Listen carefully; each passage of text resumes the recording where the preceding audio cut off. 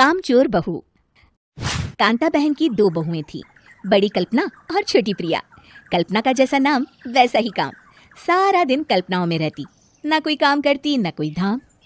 अरे कल्पना बहू, जरा अच्छी सी चटनी पीस दे, आज कुछ मजेदार खाने का मन है। पेट में जलन हो जाएगी माँ जी बुढ़ापे में, और वैसे भी मेरा काम करने का वक्त शाम का है, अब प्रिया को ही बोल दो।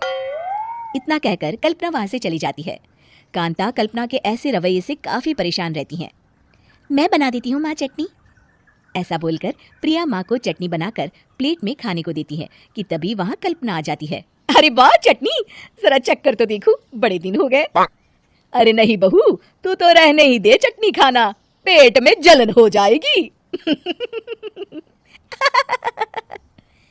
इतना कहकर कांता और प्रिया दोनों हंसने लगते हैं। कल्पना सारा दिन या तो मोबाइल में यूट्यूब देखती या फिर सोती रहती। उसका कमरा भी बिखरा और गंदा रहता।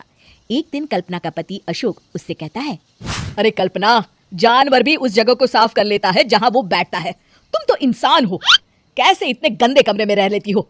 देखो सारा सामान यहाँ वहाँ बिखरा पड़ा है।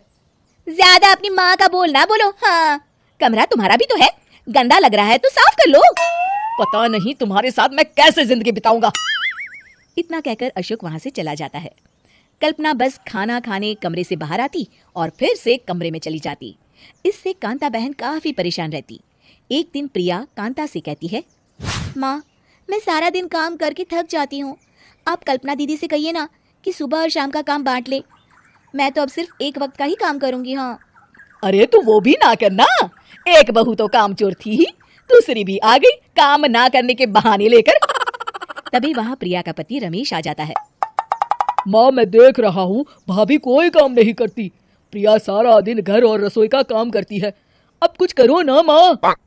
कांता मन में कुछ सोचती है और कल्पना के पास जाती है। कल्पना फोन पर मेकअप करना देख रही होती है। कल्पना, तुम सारा दिन बस मोबाइल देखती हो, घर का कोई काम भी कर लिया करो।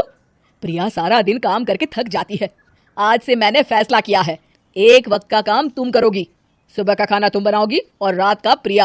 आप लोगों ने काम को हव्वा बना रखा है। अरे पता नहीं थोड़ा सा ज्यादा काम करने में आप लोग घबरा क्यों जाते हैं। और हाँ, बहुत ज्यादा प्रिया की तारीफ मत करिए मेरे सामने, बड़ी बहू तो मैं ही रहूंगी।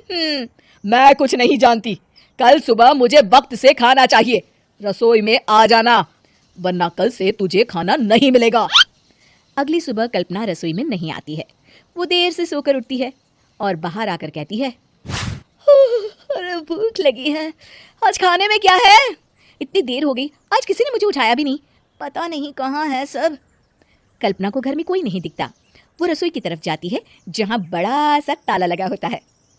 अरे रसोई में ताला! ओ, मैं तो भूल ही गई थी। माँ ने आज से सुबह का खाना मुझे बनाने को कहा था। हे भगवान, इतने लोगों का खाना बनाना क्या आसान है?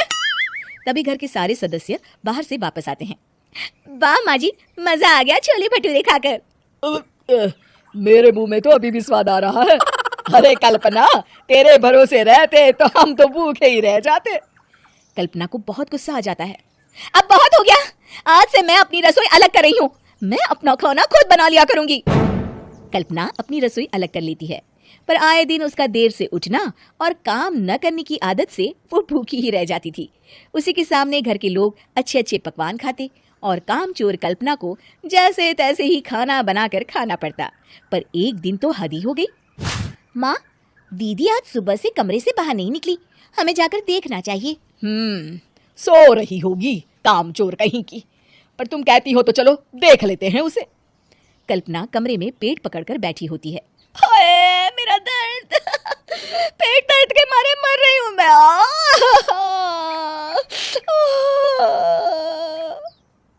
अरे दीदी क्या हुआ, पेट में दर्द क्यों हो रहा है, डॉक्टर को दिखाया आपने? माँ, कल्पना खड़ी होती है और माँ जी के पास आती है। मुझे माफ कर दीजिए, अब से मैं सारे काम में मदद करूंगी, कभी आलस और काम चोरी नहीं करूंगी। हाँ हाँ, वो तो ठीक है, लेकिन अचानक क्या हो गया जो तू काम करने को तैयार हो गई, कामचोर कल्पना? माँ, लगातार बासी और उल्टा पुल्टा खाना खाने के कारण मेरे पेट में इन्फेक्शन हो गया है, काम ना करना पड़े इसलिए मैं 2 दिन का खाना एक दिन ही बना लेती थी, बासी और खराब खाना खाने के कारण लेने के देने पड़ गए, पेट में दर्द हो रहा है। चलो अच्छा हुआ, देर आए दुरुस्त आए।